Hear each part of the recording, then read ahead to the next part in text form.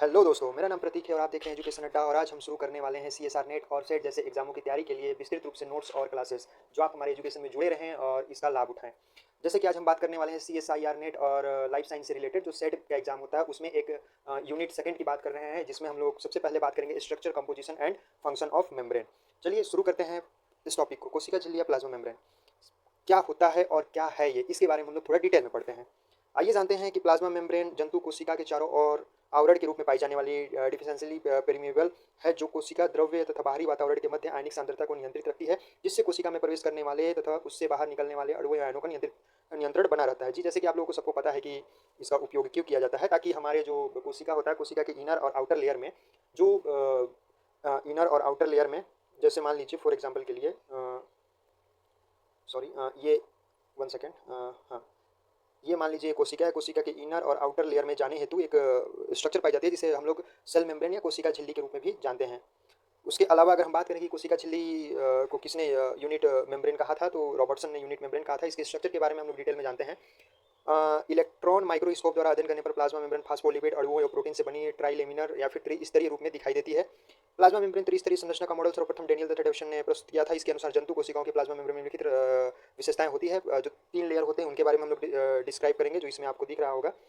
तो हम बात करते हैं प्लाज्मा मेम्ब्रेन लिपिड और प्रोटीन से बनी 75 एमस्टोन स्तर होती है, मतलब मोटाई में 75 एमस्टोन होती है। इसके अलावा मेम्ब्रेन की बात करें तो निम्नलिखित स्तर पाई जाती है। पहले 20 एमस्टोन जो मोटा थिक होता है, और प्रोटीन का बाह्य स्तर आउटर लेयर में होता है। मतलब जो हमारे जो मेम्ब्रेन होता है उसके आउटर लेयर में प्रोटीन और आउटर प्रोटीन के बाह्य स्तर में आउटर लेयर उपस्थित होते हैं, जो 20 एमस्टोन होती है और भीतरी इनर लेयर में प्रेजेंट होती है। इसके अलावा हम बात करते हैं कि 35 एमस्टोन फास्फोलिपिड का मध्य स्तर मिडिल लेयर होता है, जैसे कि डायग्राम में आपको दिख रहा होगा।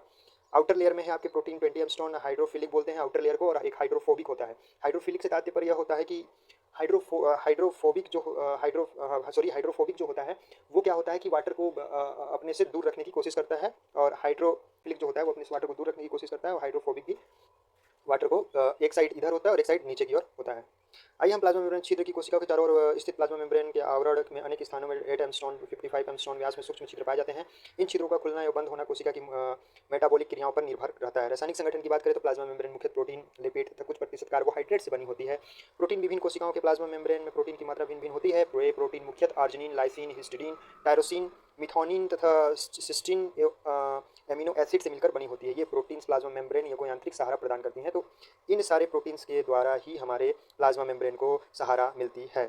इसके अलावा हम बात करते हैं लिपिड्स की, तो लिपिड्स प्लाज्मा मेम्ब्रेन में लिपिड फास्फोलिपिड के रूप में पाई जाती है। इसमें मुख्य कोलेस्ट्रॉल, लेस्थीन, सिफेलिन तथा स्फिग्नोमाइसिन के रूप में पाए जाते हैं। कुछ इस प्रकार के लिपिड्स होते हैं जो आपके सीएसआईआर नेट में कहीं ना कहीं इनसे क्वेश्चन जरूर आता है और आप लोगों के लिए बहुत महत्वपूर्ण हो जाता है। इसके अलावा हम कार्बोहाइड्रेट की बात करते हैं तो ये प्रोटीन तथा लिपिड की अपेक्षा कम मात्रा में पाए जाते हैं। यह मुख्यतः हेक्सोस, फ्रक्टोज तथा सिलिसिक एसिड के रूप में पाए जाते हैं। इनका मुख्य कार्य प्रोटीन के साथ मिलकर ग्लाइकोलिसिस साइकिल के निर्माण करते हैं, जो कि लाइपोप्रोटीन संरचना को स्रावित करता है। एंजाइम जो होते हैं कोशिका सेल के प्लाज्मा मेम्ब्रेन में विभिन्न मेटाबॉलिक क्रियाओं से संबंधित एंजाइम पाए जाते हैं, जिसमें 5 न्यूक्लियोटाइड जो कि आप इसमें देख सकते हैं कुछ इस प्रकार हैं। और इसके अलावा हम बात करते हैं प्लाज्मा मेम्ब्रेन की आणविक संरचना के बारे में, तो कैसे होती है उसकी स्ट्रक्चर और क्या करता है, इसके बारे में हम लोग विस्तृत रूप से देखते हैं कि प्लाज्मा मेम्ब्रेन की आणविक संरचना त्रिस्तरीय होती है, जिससे बाहरी और भीतरी प्रोटीन, जैसे कि पिछली बातों में हम लोगों ने देखा है कि जो प्लाज्मा मेम्ब्रेन होती है वो 3 लेयर में डिवाइड होती है, जिसको आउटर, इनर और मिडिल के रूप में डिवाइड करते हैं। इसी में से त्रिय संरचना में लिपिड और प्रोटीन अनिश्चित प्रकार में व्यवस्थित होती हैं। इसके अलावा हम बात करते हैं कि लिपिड स्तर, यह फास्फोलिपिड का स्तर होता है, जिसमें निम्नलिखित 2 सिरे इंड पाए जाते हैं, हाइड्रोफोबिक सिरा और हाइड्रोफिलिक सिरा। जैसे कि मैं बात करता कि हाइड्रोफोबिक क्या होता है, तो यह सिरा जन्म में अनुद्राशील होता है तथा ध्रुवीय लिपिड नॉन पोलर इंड कहलाता है। यह सिरा फैटी एसिड का बना होता है तथा इसके 2 समूह, एक कार्बोक्सिलिक जिसको -COOH समूह द्वारा ग्लिसरॉल से संबंधित रहता है, और हाइड्रोफिलिक सिरा। यह सिरा इंड में घुलनशील, मतलब मैं बता रहा था आपको कि हाइड्रोफिलिक जो होता है वो सेल्यूबल होता है, और हाइड्रोफोबिक जो होता है वो पानी से डरता है। जैसे फोबिक का मतलब आप लोगों को पता ही है कि जो हाइड्रोफोबिक होता है, हाइड्रोफोबिक और हाइड्रोफिलिक, तो हाइड्रोफोबिक जो होता है वो वाटर में अघुलनशील होता है, जबकि फिलिक होता है जिसमें मैं एरो लगा रहा हूँ वो वाटर में घुलनशील होता है। इस सिरा पर ग्लिसरॉल और फॉस्फेट अणुओं से जुड़कर फॉस्फोलिपिड बनता है। प्लाज्मा मेम्ब्रेन के मध्य फॉस्फोलिपिड के अणु 2 समानांतर पंक्तियों में विपरीत दिशा में स्थित रहते हैं। इसमें हाइड्रोफिलिक सिरा मेम्ब्रेन की बाहरी सतह की ओर तथा हाइड्रोफोबिक सिरा मेम्ब्रेन की भीतरी सतह की ओर देखे जाते हैं। जैसे कि आप देख रहे हैं कि फास्फोलिपिड मॉलिक्यूल्स कैसे रहते हैं, तो इसमें देखिए एक हेड दिया है, इस डायग्राम के द्वारा आप देख सकते हैं, जिसमें हेड है, पोलर एंड है, ग्लिसरॉल है, फैटी एसिड है, tail, inner non polar end भी प्रेजेंट होता है। इसके अलावा प्रोटीन स्तर की बात करते हैं तो प्लाज्मा मेम्ब्रेन में प्रोटीन के अणु अग्र स्थित दो विभिन्न क्रमों में व्यवस्थित होते हैं। जैसे कि पहला देख सकते हैं एसिटिलिक एसिड एक्सट्रेनिक और पेरिफेरल प्रोटीन। इसे पेरिफेरल प्रोटीन कहना ज़्यादा उचित होता है। ये मेम्ब्रेन के में मध्य में स्थित फास्फोलिपिड का बाहरी तथा भीतरी सतह में पाए जाते हैं। और दूसरा होता है इंटरनल प्रोटीन। ठीक है, एक पेरिफेरल होता है, एक इंटरनल प्रोटीन होता है। ये अणु मेम्ब्रेन की सतह को आंशिक या पूर्ण रूप से कम्प्लीटली भेदते हुए स्थित होता है। ये जल में घुलनशील सोल्यूबल होते हैं। प्लाज्मा मेम्ब्रेन के फ्लूइड मोज़ेक मॉडल की बात करते हैं। ये फ्लूइड मोज़ेक मॉडल, इससे क्वेश्चन आपके एग्जाम में देखने को मिलते हैं और ये बहुत इंपॉर्टेंट रोल अदा करता है। फ्लूइड मोज़ेक मॉडल होता है क्या, किसने दिया, क्या इसका मॉडल की कार्य है, इसके बारे में आप लोगों को मुख्य रूप से CSIR नेट और सेट जैसे एग्जामों में इसका आपको आता ही आता है। आइए हम बात करते हैं प्लाज्मा मेम्ब्रेन का फ्लूइड मोज़ेक मॉडल सिंगर तथा निकोलसन ने प्रस्तुत किया। कब किया था बेटा, तो 1972 में।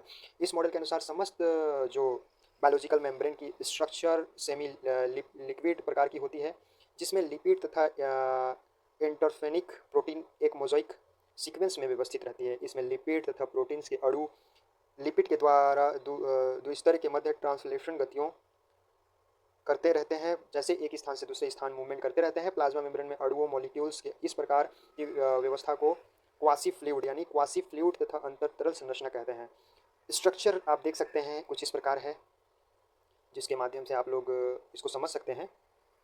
जिसमें आपका ये दिख रहा है ग्लाइकोलिपिड्स होते हैं, ग्लाइकोप्रोटीन्स होते हैं, इंस्ट्रेगुलर प्रोटीन्स होते हैं और पेरिफेरल प्रोटीन्स होते हैं, बाइलेयर्स होते हैं, पेरिफेरल प्रोटीन होते हैं, पोर फॉर्म बाई इंग्रेल प्रोटीन्स होते हैं और बंडरली लिपिड्स होते हैं। तो इनको आप समझ सकते हैं। ये कुछ स्ट्रक्चर इस टाइप का था। प्लाज्मा मेम्ब्रेन की विशिष्ट संरचनाएं भी होती हैं। शारीरिक कोशिकाओं की प्लाज्मा मेम्ब्रेन विभिन्न भागों में निम्नलिखित विशिष्ट संरचनाओं के रूप में पाई जाती है, जो कुछ इस प्रकार आपको मिल जाएंगे। माइक्रोविलाई स्ट्रक्चर कुछ इस प्रकार का होता है। इसके अलावा माइक्रोविलाई डॉसमिसोम्स को आप देख सकते हैं। इसके बाद होता है डेमिस्टोसोम्स। प्लाज्मा मेम्ब्रेन इंटर डिजिस्टेशन, अंतरकोशिकीय स्थान, टाइट जंक्शन। प्लाज्मा मेम्ब्रेन के गुण भी पढ़ सकते हैं, जल का अवशोषण, अंतःप्राशरण, बाह्य प्राशरण।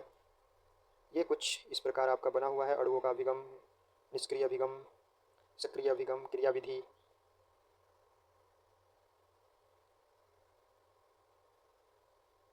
कार्यविधि।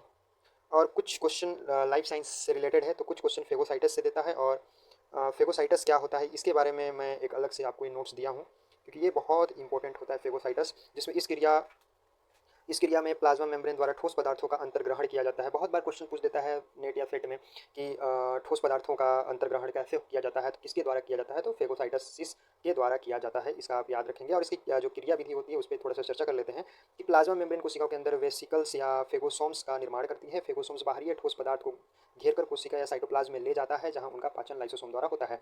पाचन पूर्ण होने के पश्चात बचे हुए पदार्थ कोशिका साइटोप्लाज्म में विस्तृत या डिफ्यूजन हो जाते हैं, जैसे ठोस पदार्थ प्लाज्मा मेम्ब्रेन और फेगोसोम से साइटोप्लाज्म के द्वारा। ये कुछ इस प्रकार की प्रक्रिया बताया गया है, जिसके द्वारा सबसे पहले ये ठोस पदार्थ हमारे प्लाज्मा मेम्ब्रेन के द्वारा घुसेंगे, फिर प्लाज्मा मेम्ब्रेन के द्वारा फिर ये एक स्पेस के रूप में कन्वर्ट करेंगे और धीरे से ये हमारे प्रवेश कर जाएंगे और प्लाज्मा मेम्ब्रेन से फिर से वो जैसा था वैसा हो जाएगा। तो ये ठोस पदार्थों के घुसने की प्रक्रिया होती है, जिसको हम लोग फेगोसाइटस बोलते हैं। ये फेगोसाइटस मेम्ब्रेन की सहायता से बाहरी माध्यम के ठोस पदार्थों को ग्रहण करने के पश्चात कोशिका साइटोप्लाज्म में आ जाते हैं, जहां इनका पाचन लाइसोसोम द्वारा होता है। पाचन पूर्ण होने के पश्चात बचे हुए पदार्थ साइटोप्लाज्म में विस्तृत हो जाते हैं।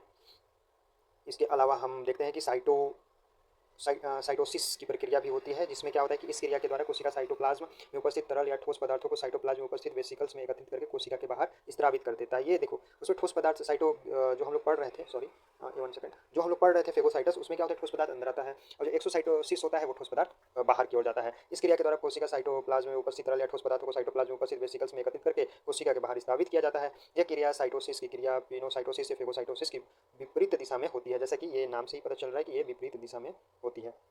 ठीक है, तो आपको ये समझ में आ गया होगा कि फेगोसाइटोसिस क्या होता है और एक्सोसाइटोसिस क्या होता है। इसके अलावा हम लोग देखते हैं कि प्लाज्मा मेम्ब्रेन के कार्य क्या होते हैं और फंक्शंस कैसे करता है प्लाज्मा मेम्ब्रेन। प्लाज्मा मेम्ब्रेन की कोशिका की बाहरी आकृति को बनाए रखती है तथा इसे यांत्रिक अवलंबन प्रदान करती है।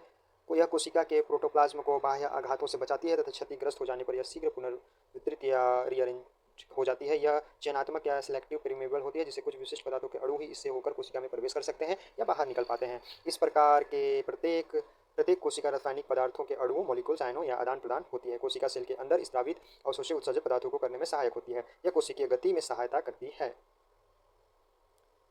तो इस प्रकार हम लोगों ने देख लिया कि कैसे होता है। आप लोगों को ये नोट्स देख सकते हैं और मैं आशा करता हूँ कि ये नोट्स आपको पसंद आया होगा। और ऐसे ही नोट्स पाने के लिए और क्लासेस अटेंड करने के लिए, चूँकि ये काफ़ी लंबा क्लास हो जाता है, इस वजह से मैं सोचा कि थोड़ा फास्ट किया जाए।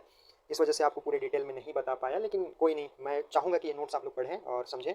बाकी कोई डाउट होता है और इस पीडीएफ के द्वारा आप लोगों को सारे जो स्ट्रक्चर, कंपोजिशन एंड फंक्शन जो है मेम्ब्रेन का, वो आप लोगों को सारा पता चल गया होगा। इसके अलावा आप लोग लाइक, सब्सक्राइब और कमेंट जरूर करें, ताकि मैं ऐसे ही वीडियो लाऊं। और आप लोगों के पूरा सिलेबस कवर कराना है। कुल टोटल अभी अगर हम सेट का देखें, सीजी सेट का, तो सीजी सेट का अभी हम लोगों के पास काफ़ी कम समय बचा है, जिसमें से 30 डेज़ हम लोग लेके चलते हैं और 30 डेज़ में आप लोगों को सारा नोट्स प्रोवाइड करूँगा। तो सब्सक्राइब कर लें, कमेंट करें और बताएं कि ये नोट्स कैसा लगा। धन्यवाद।